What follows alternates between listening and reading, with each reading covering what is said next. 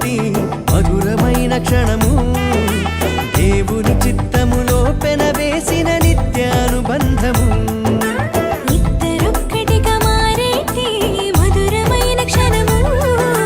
దేవుని చిత్తములో పెనవేసిన నిత్యానుబంధము వివాహమన్నది అన్నింట ఘనమైనది ఆదాము హవ్వలతో మొదలైంది ఆ సందడి వివాహమన్నది అన్నింట ఘనమైనది ఆదాము హవ్వలతో మొదలైంది ఆ సందడి ఇద్దరొక్కటిగా మారేటి మధురమైన క్షణం